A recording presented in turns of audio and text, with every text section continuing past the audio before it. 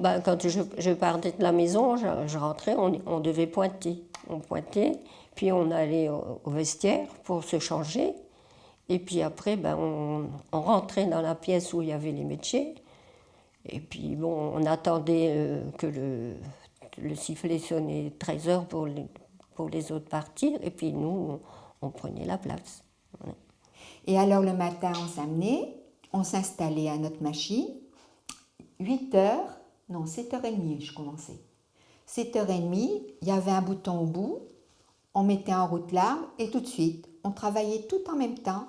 Ça entraînait toutes les machines. Ben, les horaires, moi, j'ai fait énormément de journées. Dans les journées, c'était 7h30, midi, on reprenait à 13h et on finissait à 16h30.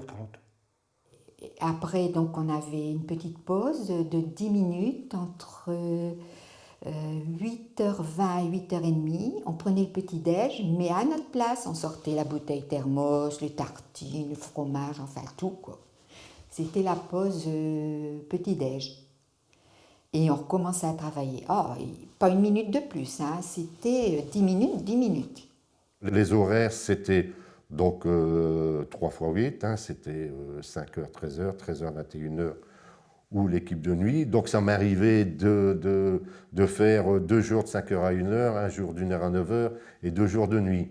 Il arrivait un moment, c'est pas évident à gérer. Donc, disons, la direction a pris l'initiative de mettre un ou deux remplaçants dans chaque équipe pour éviter justement le yo-yo sur les horaires parce que c'était fatigant. Alors déjà moi je commence très tôt, j'ai pour habitude d'être à 7h, 7h30 déjà au travail parce que c'est aussi le moment où on peut travailler tranquille sur des dossiers, sur des réponses de courrier, des réponses de mail ou traiter des choses que l'on doit faire et qu'on n'a pas eu le temps de traiter la veille. Alors je travaille de 8h30, 9h à 18h, 19h. J'essaie de me mettre plus de cadence de temps. Parce qu'avant, je travaillais beaucoup plus. Je travaillais jusqu'à au moins minuit. Et donc, c'était pas possible. En fait, je pense qu'à un moment donné, on a besoin d'avoir un temps à partie pour le travail pour être aussi plus concentré et plus disponible à ce qu'on fait. Des fois, on s'est fait engueuler parce que j'avais fermé la veille de mon anniversaire, enfin le jour de mon anniversaire cette année, par exemple. Je suis né le 15 août. J'ai pris 4 jours. Pour la première fois de ma vie, j'ai pris 4 jours. Vendredi, samedi, dimanche, lundi. Et on a reçu des mails, mais on s'est fait incendier. Vous n'avez pas le droit de fermer. Papy ne doit pas fermer, ça doit être toujours ouvert. Donc c'est drôle, quoi. Voilà, quoi. Partir au travail, il était 7h30 du matin.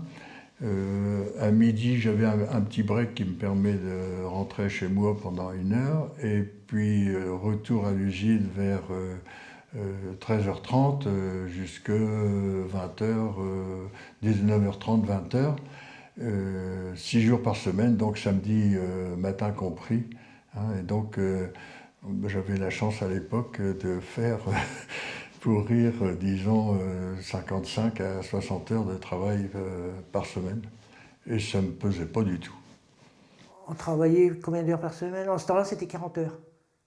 Mais il y avait tout le temps des petits trucs, des petits machins qu'il fallait faire ici et là. Donc il y avait une équipe qui venait le samedi. Moi. Ensuite, dans une autre entreprise, j'ai fait la nuit. Encore une fois. Une autre entreprise, là, j'ai fait le week-end. C'est-à-dire là, il faut travailler non-stop 12 heures. Du samedi au dimanche et du dimanche au lundi. Non-stop. 12 heures.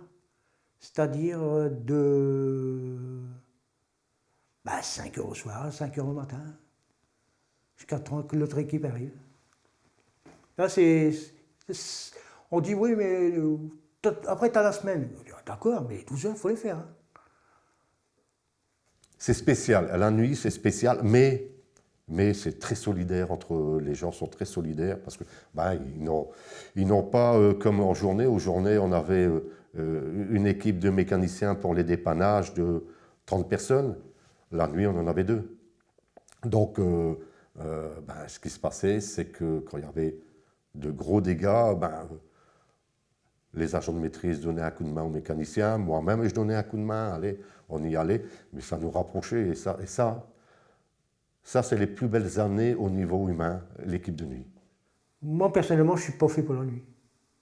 Non, parce que déboussolé, détraqué, le sommeil n'est pas le même. Puis, je sais pas, c'est pas... Mais ça paye. La nuit, ça paye. Là, bon, quand on était payé, en ce temps-là, on avait des acomptes tous les 15 jours. Puis le reste du mois, c'était soldé à la fin du mois. Oui. Les équipes étaient également payées à la semaine, parce qu'à l'époque, au démarrage en 64, très peu de personnes avaient un compte en banque. Et donc on payait sous enveloppe, en liquide, les ouvriers. Les salaires. Nous, en étant journée, on était payé à l'heure. Comme tout le monde dit, on n'était pas beaucoup payé. Mais on rigolait bien. Les tisserands, eux, étaient payés au compte. Le noueur était payé au compte. Le chef était payé au mois. Il ne faut quand même pas oublier qu'on était payé à la pièce. Quand la machine ne tournait pas, on n'était pas payé. Hein. Eh oui, donc il fallait faire attention pour que ça tourne rond. Et en général, on n'hésitait pas à mettre une goutte d'huile supplémentaire. Hein, mais bien sûr, ce qui est tout à fait logique d'ailleurs.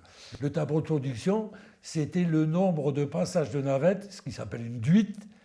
C'était le nombre de duites qui avaient été exécutées dans la journée, car il y avait un compteur à chaque machine, et on relevait tous les jours le nombre de passages de navette qui avaient été mis dans le compteur. Et on mettait ça sur le tableau qui correspondait à un certain chiffre au niveau de la production.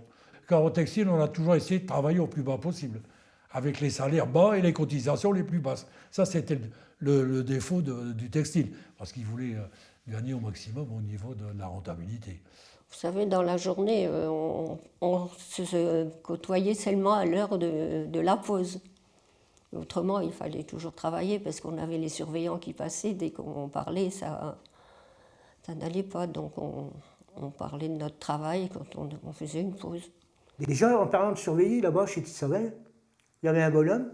Moi, personnellement, je ne l'ai jamais vu.